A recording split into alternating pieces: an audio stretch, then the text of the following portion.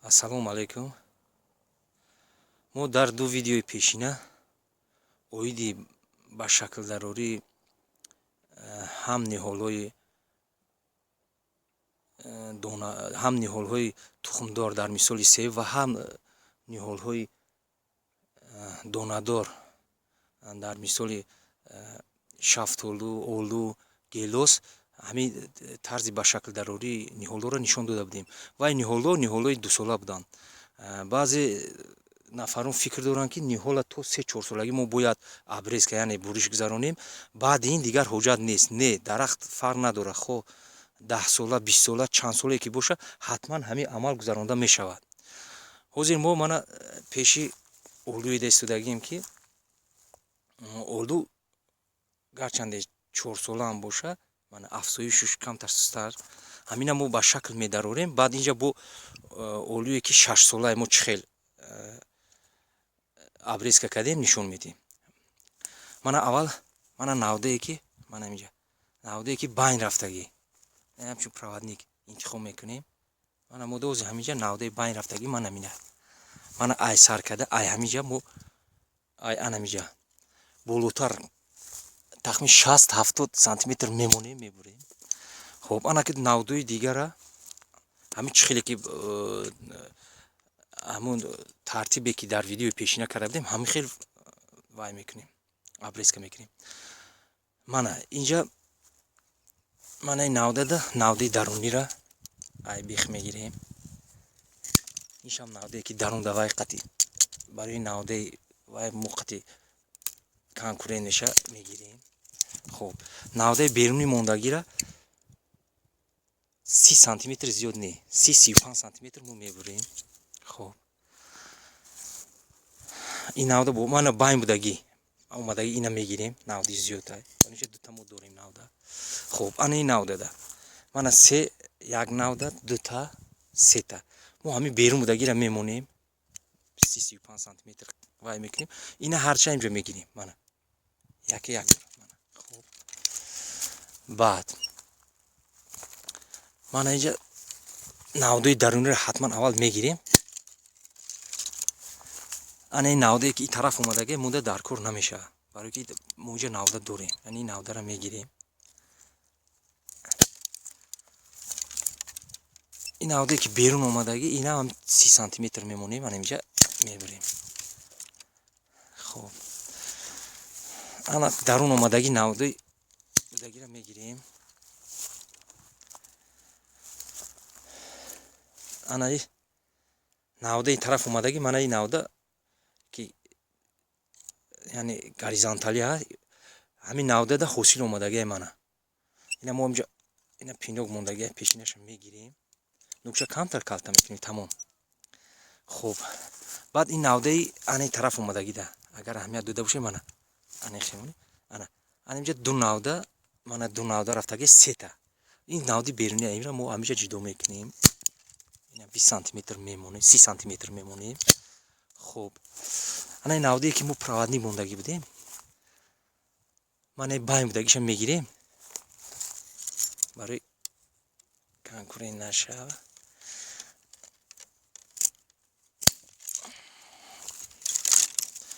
ана ин навда метонем монем инҷа камтар кушода холия ҷо дорем. мана инҷа кушода мана навда нест, мана ина 30 сантиметр мемонем.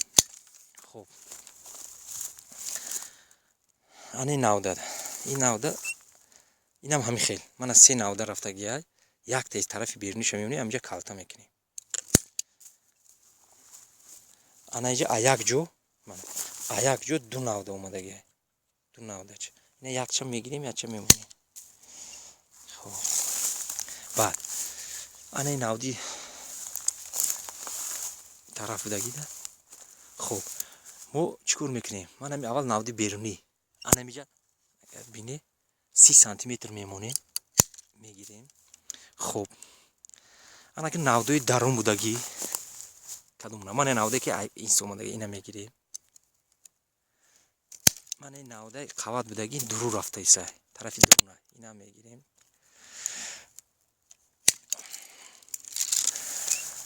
мана ин навдае ки бо ҳаст дурун омадагӣ ина мегирем.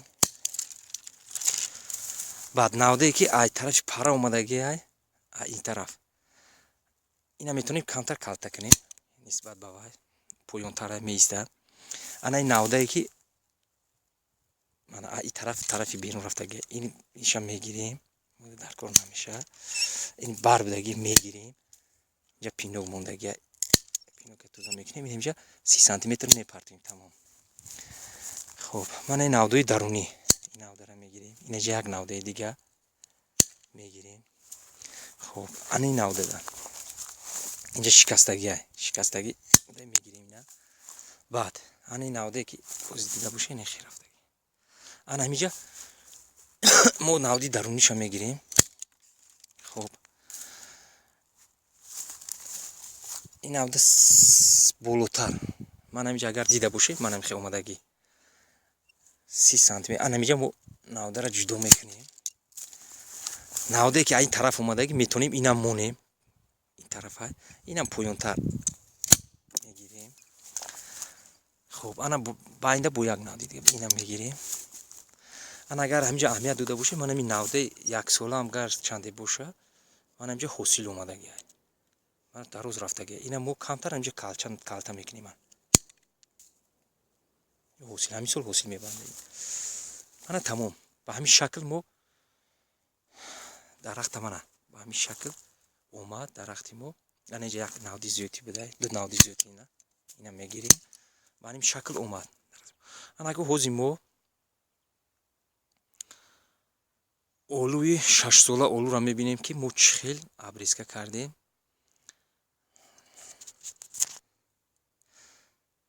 من олуи ناوی победایی که ناوی صادراتی олу 6 сола олу من ببینید چخیل حالت داره. من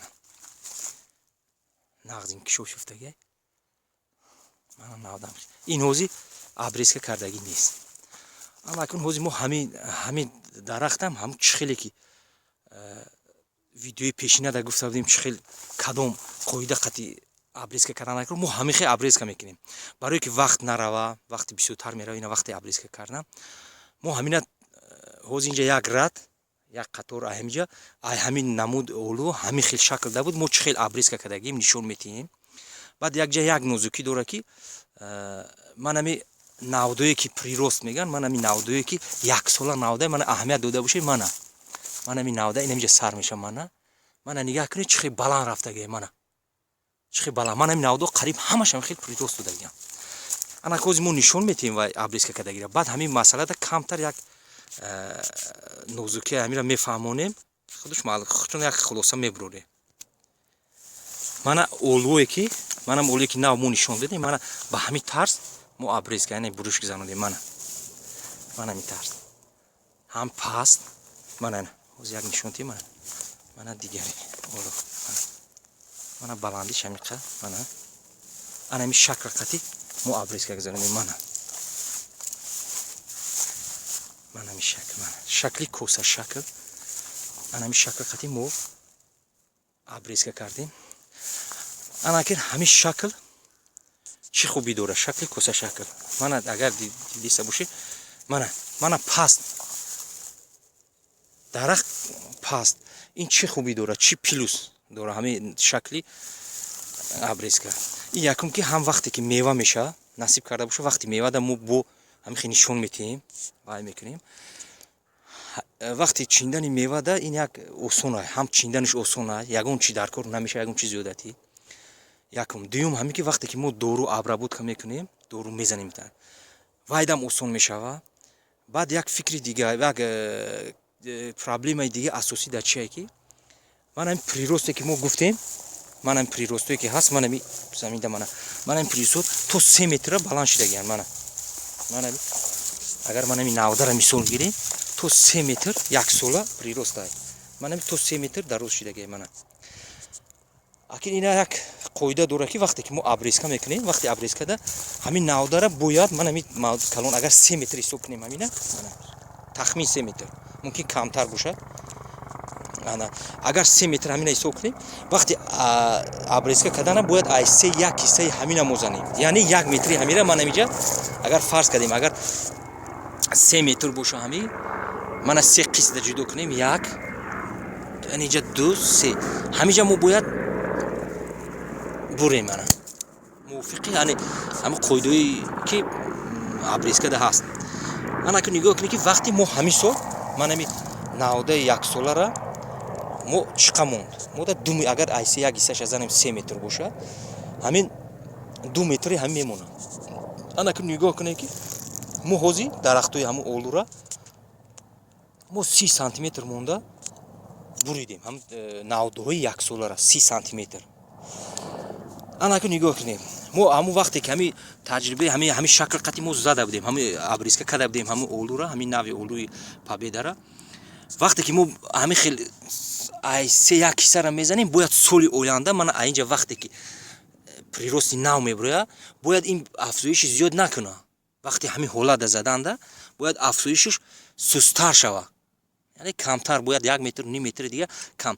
نه که وقتی که ما همین خیلی بریدیم ابریسکا را گذروندیم، من هم تجربه را کردیم، همین با هم خیلی پریروستی سال آینده پریروستی بالند داد. با همین خیلی همین حالت ما باید همین خیلی کنیم. ما همین شکل قطعی اولو روای کردیم. ما اینجا اولوی 9 ساله هم داریم. ما همین وقتی که 30 سانتی متری ما میمونیم، 30 سانتی متر من فرض کنیم من اینجا 30 سانتی متر اگر باشه، 30 سانتی متر اگر همینجا باشه، اگر قمونیم من همین 30 سانتی متر.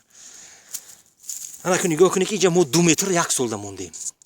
همین ایرو اگر همین 30 سانتی متری حساب کنیم، اینا ما همین سال ما گویا که ما همین زدیم 2 متر 1 سال موندیم.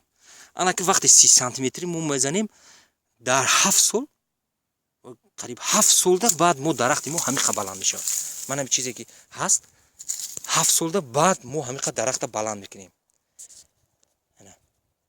برای همین ما همین شکل انتخاب کردیم، یعنی هر یک نهاده پریروستی که میشوه، پریروستی 1 ساله میشوه، همین نهاده را ما ای 3 1 کیسه یا ای 4 1 کیسه نمیمونیم، همین 30 35 زیاد نمیمونیم، 30 35 سانتی متر زیاد نمیمونیم. هم درخت وای نمیشوه، هم بالند نمیره درخت. من این شکل ده میاد، هم بالند نمیشوه. هم مثلا گفتیم که همون جهتای اون جهتای خوبی که داره این با فایده کاری ما میشوه.